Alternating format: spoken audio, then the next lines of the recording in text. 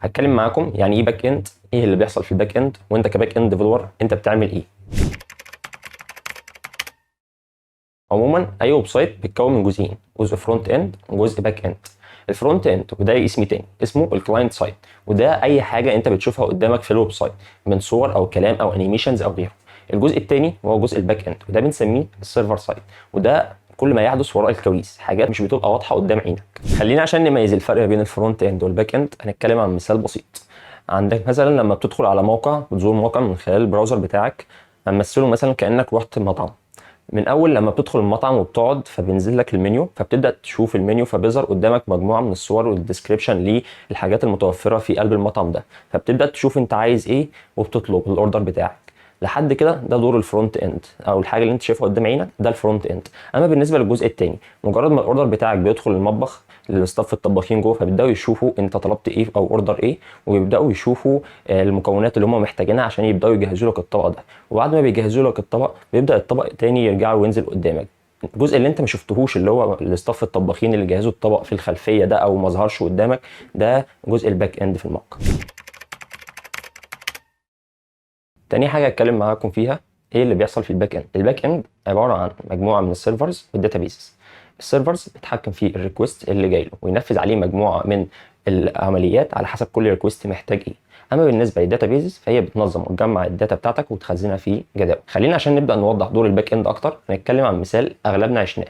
لما بنيجي نعمل لوجن او تسجيل دخول على الفيسبوك مثلا، بيطلب منك ايه؟ بيطلب منك حاجتين، مثلا الايميل والباسورد. فانت بتدخلهم. طب ما سالتش نفسك ايه اللي بيحصل اصلا؟ عشان مثلا هل مثلا بيظهر لي احيانا رسائل ايرور، او مثلا بيدخلني او ما بيدخلنيش؟ ما سالتش نفسك ايه اللي بيحصل؟ طيب بالنسبه للي بيحصل، فهو في الاول بيبدا عنده مجموعه من الرولز كده حاططها عشان يبدا يعمل فاليديشن على الانبوتس اللي انت بتدخلها. فبيبدا يشوف هل الايميل اللي انت دخلته ده هل هو ايميل صحيح ولا لا. يعني مثلا لو هو طالب منك ايميل وانت رحت دخلت مثلا 1 2 3، هل ده ايميل؟ هيقول لك لا، او هيقول لك ادخل ايميل صحيح، لان ده ما حققتش الرولز او الفاليديشن رولز اللي هو حاططها. في رولز كتير بتبقى محطوطه للفاليديشن. تمام، بعد عمليه الفاليديشن بنبدا ندخل على الجزئيه اللي بعدها. خلاص انت حققت كل الرولز المطلوبه في الفاليديشن، ندخل على الجزئيه اللي بعدها اللي هي هيبدا ياخد منك الداتا اللي انت دخلتها دي. مثال، انت دخلت مثلا محمد@gmail.com وباسورد 1 2 3. هياخد الداتا اللي انت دخلتها دي، هيروح يشوف هل الداتا اللي انت دخلتها دي مطابقه للبيانات اللي انت خزنتها اللي هي متخزنه عنده في الداتابيز ولا لا. لو هي مطابقه ليها هيدخلك ويقول لك تم تسجيل دخول، ويفتح معاك الايميل ويعمل لك ويظهر لك البوستات بتاعتك مثلا. طيب هي مثلا لو مش مطابقه للبيانات دي، هتظهر لك رساله ايرور مثلا ان البيانات اللي انت دخلتها غير صحيحه او غير مطابقه للبيانات اللي هو مخزنها عنده. بعد ما عرفنا ايه اللي بيتم في الباك اند، خلينا نسال سؤال مهم. انت كباك اند ديفلوبر انت بتعمل ايه؟ انت اولا هتبدا انك تعمل كرييت او تمانج الداتابيز من خلال مثلا من البدايه خالص انك هتبدا تعمل اي ار دي وتحولها لسكيما او غيره. تاني نقطه انك هتستخدم فريم ورك من الموجودين عشان تبدا تبني الموقع الخاص بيك او الابلكيشن اللي انت محتاج تبنيه. حاجه كمان من الحاجات اللي انت ممكن تعملها انك تبدا تعمل فاليديشن. يعني ايه فاليديشن؟ شبه ما قلت من شويه، الفاليديشن انك تشوف ان الحاجه اللي جالك من الانبوت دي بتحقق الرولز اللي انت حاططها ولا لا. انت بتحط الرولز على حسب الحاجه اللي انت عايزها. عندك مثلا لو انت طالب منه انه يدخل لك لينك بروفايل الفيسبوك مثلا، فانت هتبدا مثلا حاطط رول ان ده لازم يكون لينك. فهل هو لو دخل ايميل مثلا او رقم او اسم او غيره، لازم تظهر له ان في خطا في الكلام ده مثلا، وان هو دخل لينك صحيح او غيره. برضو يعني لو انت طلبت منه اسمه او انه يدخل اسمه او كده، فهل هو لو دخل لك 1 2 3 4 مثلا، هل ده بيعبر عن اسم؟ اكيد لا، فهترجع له برضو رساله ايرور مثلا ان مفيش، ان الاسم ده غير صحيح او غيره، ادخل اسم صحيح. ده بالظبط هو مفهوم الفاليديشن. بعد ما عملت الداتا فاليديشن تبدا تحفظ الداتا عندك في الداتابيز. انت ممكن تعمل ايه في الداتابيز؟ ممكن تحفظ الداتا اللي جايه لك دي، ممكن تحفظها في الداتابيز، ممكن تعدل عليها في وقت من الاوقات، ممكن تحذف حاجه من الداتابيز، او ممكن انك ترجع بيه الداتا اللي انت مخزنها عندك في الداتابيز. من امثله انك ترجع بيه الداتا، انت مش شرط انك هترجع بالداتا وبس، انت ممكن ترجع بالداتا، او ممكن قبل ما ترجع الداتا تعمل عليها اوبريشن معينه فترجعها بشكل مختلف. زي ايه مثلا؟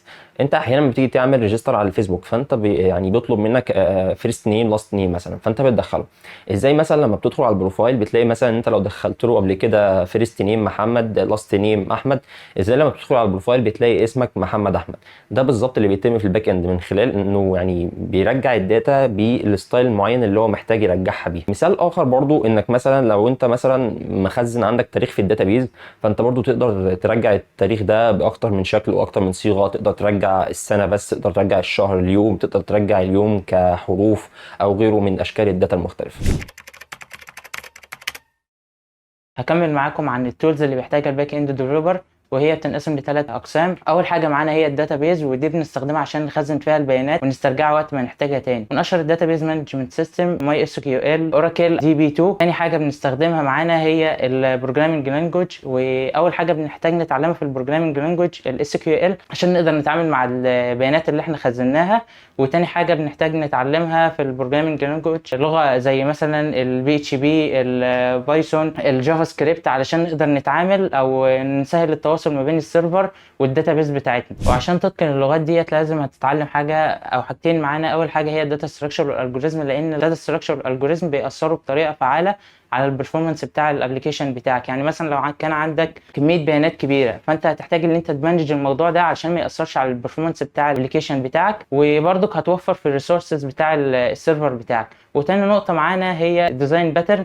والديزاين باترن ده اسلوب او نمط احنا بنستخدمه علشان في كتابه الكود بتاعنا، علشان يسهل علينا عمليه التطوير، او اللي احنا نضيف اجزاء جديده او فيتشرز في الابلكيشن بتاعنا في وقت لاحق، بحيث ان الموضوع ده يكون سهل وبطريقه بسيطه. بعد كده بقى لما انت هتيجي تحتاج ان انت تعمل البرنامج بتاعك، مستحيل هتبدا البرنامج من الصفر، لان دي هتكون حاجه صعبه، خصوصا لو انت في ابلكيشن كبير او بتعمل بروجرام كبير. فعشان كده ثالث حاجه موجوده معانا هي الفريم ورك. والفريم ورك ببساطه هي آلية بيكون فيها الوظائف او الاكواد الشائعه اللي بتتكرر في اغلب البرامج والتطبيقات ديت، او الاكواد ديت بتكون متاحه للمبرمج علشان يقدر يستخدمها بصوره متكرره او بصوره سريعه، ويطلع الابلكيشن بتاعه بجوده اعلى وبرفورمانس اعلى. وعشان نفهم الفريم ورك اكتر هنحتاج مثلا، او هديك مثال، اللي انت لما هتحتاج تعمل السي في، فهيكون قدامك اختيارين. اول اختيار اللي انت هتبدا تفتح مستند فارغ وتكتب فيه الاسم والبيانات الشخصيه بتاعك، او اللي انت تروح تجيب تمبلت من على النت وتملى فيها البيانات بتاعتك على طول. اكيد الاختيار التاني اسرع واسهل ليك. فده ببساطه فكره الفريم ورك.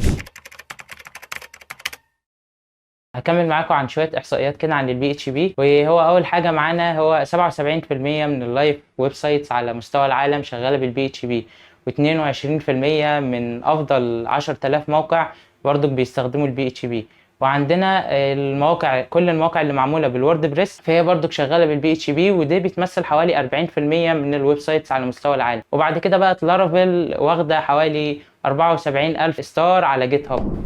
هتكلم معاكم عن الام في سي. في البدايه يعني ايه ام في سي؟ ام في سي هي اختصار ليه موديل فيو كنترولر. تمام.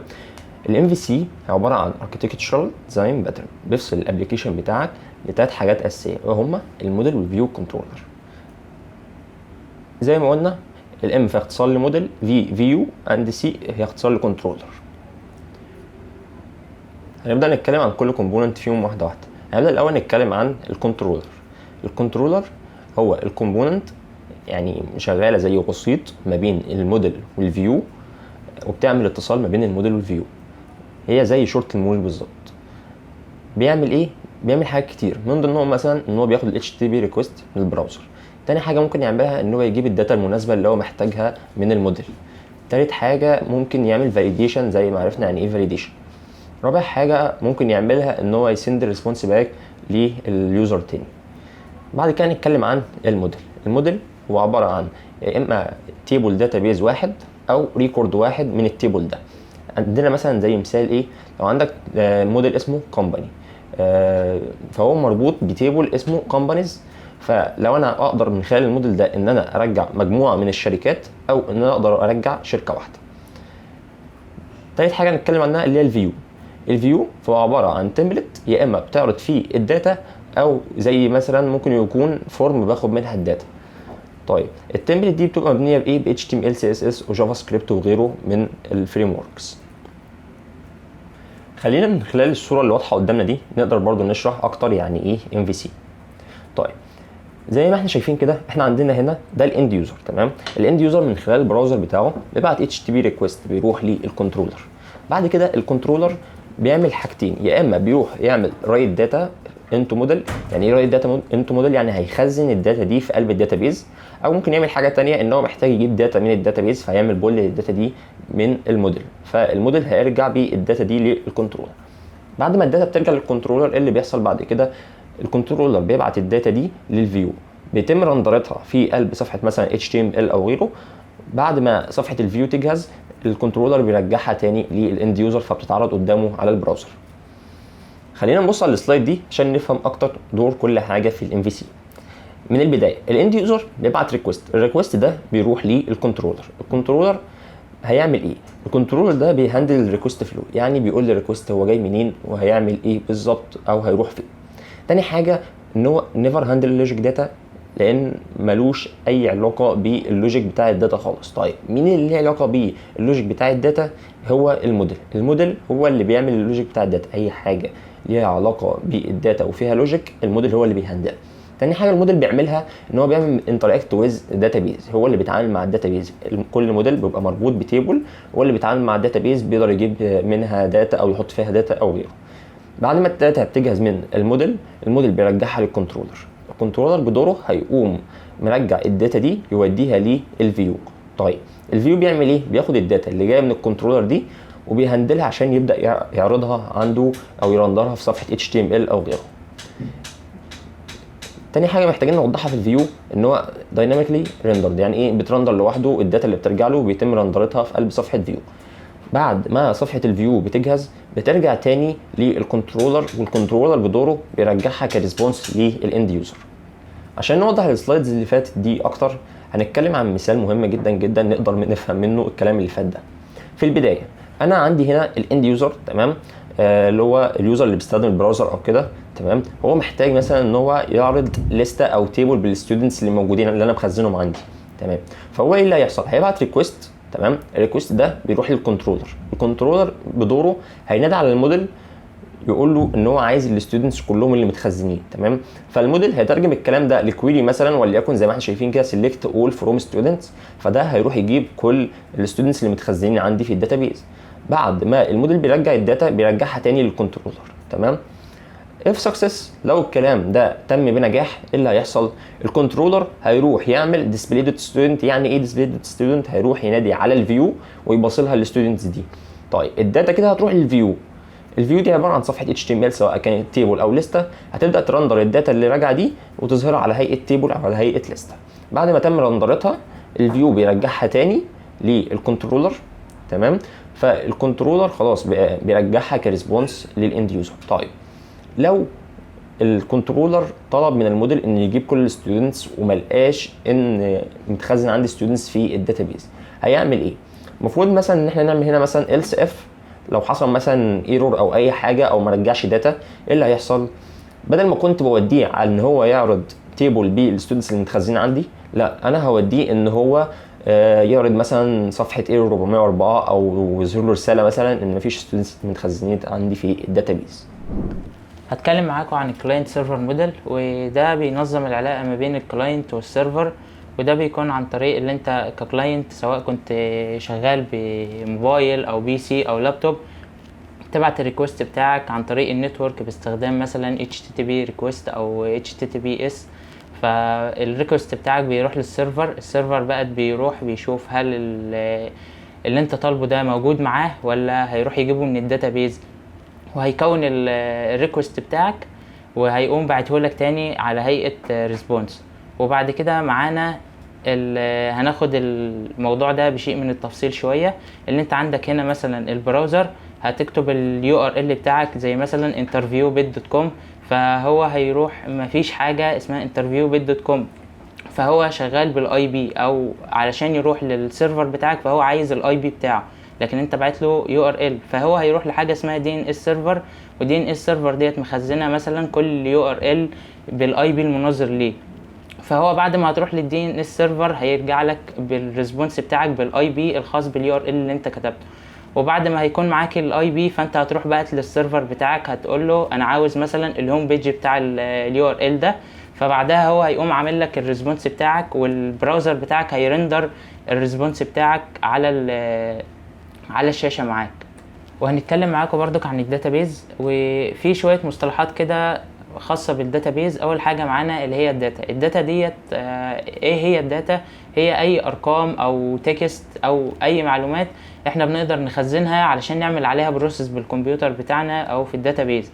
بعد كده بقى المصطلح بتاع الداتابيز ديت هي كوليكشن او مجموعه من البيانات مرتبطه مع بعضها او في ريليشن ما بينها وما بين بعض، بنقدر اللي احنا نعمل عليها بقى ابديت او نجيب منها داتا او نديليت الداتا ديت في الداتابيز مانجمنت سيستم. وبعد كده بقى الداتابيز ديت بتخزن الداتا اللي موجوده معانا في تيبلز، وكل تيبل ده بيكون فيه رو وكولوم. الرو ده بيكون اللي هو الريكورد، لكن الكولوم ده بيكون الاتريبيوت بتاع الانتيتي بتاعنا. بعد كده معانا الانتيتي ريليشن شيب دياجرام او الاي ار دي. الاي ار دي ده هو فيجوال ريبريزنتيشن للداتا موديل بتاعنا، بحيث ان احنا هنشوف الانتيتيز اللي موجوده عندنا ونمثلها مع بعض ونشوف الريليشنز اللي موجوده ما بينهم والاتريبيوتس بتاعتها. وبعد كده بقى الاي ار دي ده او استخدامها ايه او ايه الفايده بتاعتها، اللي هي هتوفر الوقت او المجهود بتاع الديفلوبر او الستيك هولدر علشان يفهم الداتابيس بتاعتنا والريليشنز اللي موجوده ما بين الانتيتيز وبعضها. طيب بعد كده هنتكلم عن الكومبوننت بتاع الاي ار دي، وبيتكون معانا في الانتيتيز وفي الاتريبيوتس وفي الريليشن شيب والكارديناليتي والبرايمري كي.